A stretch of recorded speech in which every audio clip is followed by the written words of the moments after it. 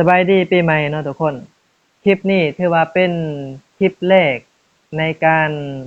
ลงคลิปทาง YouTube ของปี2026เนาะซึ่งคลิปมื้อนี้เราจะได้มาสอนวิธีการขายหุ้นหรือว่าปิดกำไรเนาะเพราะว่ามีคนในกลุ่มเนาะในกลุ่มของข้าพเจ้าทักถามเนาะว่าอาจารย์วิธีการปิดกำไรเฮาเฮ็ดจั่งใดอาจารย์เฮ็ดคลิปอยู่บ่นะเพราะว่าผ่านมาบ่ได้เฮ็ดแม่นบ่ เป็นหยังจึงบ่เฮ็ดก็ย้อนว่าวิธีการซื้อกับวิธีการขายหั่นน่ะมันคล้ายกันมันต่างแต่ buy กับ sell ซื่อๆซื้อกับขายซื่อๆนะก็เลยว่าบ่ได้เฮ็ดแต่ว่าเนื่องจากว่าหาก็เริ่มต้นใหม่หรือว่าเป็นท้ายปีของปี2025หั่นน่ะหลายคนบางคนเขาก็อาจจะอยากขายหุ้น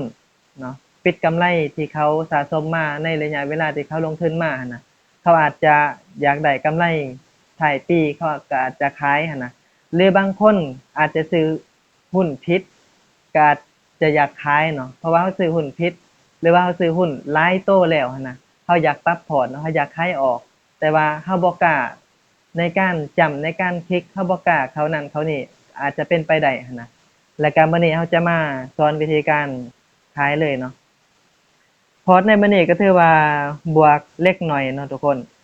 ขั้นตอนทำอิฐถ้าเราอยากขายเนาะเราต้องจำไปที่หุ้นที่เราต้องการจะขายเช่นตอนนี้เนาะข้าพเจ้าจะจำไปที่หุ้น Novo เนาะ NVO ตัวนี้เนาะถ้าเราอยากขายเราก็กดเข้าไปเนาะทุกคนเน็ตอาจจะช้าเนี่ยเนาะทุกคนนี่แหละที่ข้าพเจ้าบอกว่ามันคล้ายๆกับวิธีการซื้อเช่นเดียวกันเนาะ เพราะว่าถ้าเราอยากซื้อเราก็กด buy แม่นบ่แต่ว่าถ้าเราอยากขายเราก็กด sell ซื่อๆหั้นนะหุ้นนี่ถือว่าเป็นหุ้นที่ติดลบหนักในพอร์ตเนาะทุกคนซึ่งติดลบประมาณ50%เนาะเวลาเราอยากขายเราต้องกดไปที่คำว่า sell เด้อทุกคนเด้อขวามือเนาะสีแดงๆของบางคนถ้าเราบ่ได้กดซื้อหรือว่ากดขายในระยะเวลาประมาณ3มื้อหรือว่า5มื้อนี่นะมันอาจจะให้ใส่รหัส พาสเวิร์ดที่เราล็อกอินเข้าไปหั้นนะแล้วก็มันจะให้ใส่รหัส6โต้ก็คือ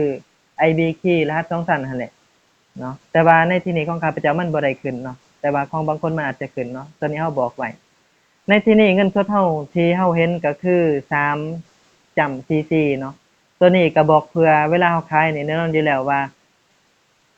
เงินที่เราขายไปเนี่ยนะมันอาจจะเข้าในเป็นเงินสดหั้นนะเราสามารถสิขายต่อเนาะในตอนนี้เรามีหุ้นอยู่1หุ้นเนาะ ข้าพเจ้าจะขายหุ้นนี้ออกแต่ว่าจะขายบ่เบิดเนาะเพราะว่ามันจะติดลบหลายข้าพเจ้าก็เลยว่าขายบ่เบิดเฮามากดไปที่ quantity ตัวนี้เนาะก็คือตัวนี้แม่นจำนวนหุ้นของเฮาเนาะตอนนี้เฮามี1หุ้นแต่ว่าตอนนี้ข้าพเจ้าขาย0.1หุ้นแสดงว่าเฮาต้องขายเป็นเศษหุ้นแม่นบ่เฮาขายเป็น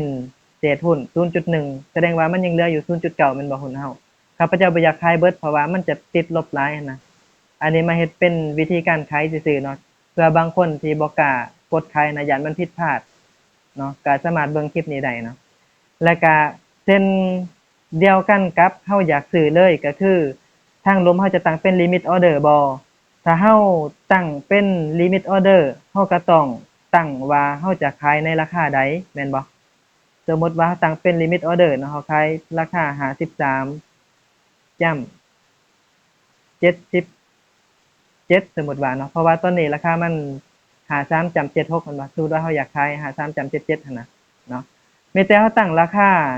ว่าเราอยากขายราคาใดซื่อๆแล้วก็รอให้มันจับคู่มันก็จะขายออกให้เราแม่นบ่แต่ว่าในที่นี้เราบ่ได้ขายเป็นลิมิตเนาะเรามาขายเป็นmarket order ก็คือราคาตลาดเลยราคาตลาดตอนนี้อยู่ที่ราคาใดเราก็ขายราคานั้นเลยเนาะเรามากดไปที่ทางขวามือนี่เนาะ จากนั้นเรามากดไปที่ Market ทุกครั้งที่เรากด Market มันจะบ่มีราคาในการตั้งขายตั้งซื้อแม่นบ่เพราะว่าเราบ่ได้อันนั้นเด้จำกัดเด้มันเป็นราคาตลาดเลยมันเอาราคาตอนนี้ราคาใดเราก็ได้ราคานั้นเลยเนาะตอนนี้เรามากวดเบิ่งว่า0.1หุ้นเนาะเราจะได้อยู่5เหรียญจำ38เนาะเป็น Market Order นี่เด้มันก็คล้ายๆกันเนาะแล้วก็เราก็สไลด์เลยทุกคนโอเค ก็ถือว่าสำเร็จเนาะเฮาลองออกมาเบิ่งบัดนี้ทุกคนตอนนี้สังเกตเบิ่งว่าหุ้น NVO ของข้าพเจ้านี่จาก1หุ้นเฮาขายไป0.1ก็ยังเหลืออยู่0.9แม่นบ่และส่วนเงินสดทางด้านลุ่มนี่ทุกคนจากที่3เหรียญจำ CC แม่นบ่ตอนนี้มันจะบวกเป็น5จำ77เนื่องจากว่าเฮาขายหุ้นออกไปแม่นบ่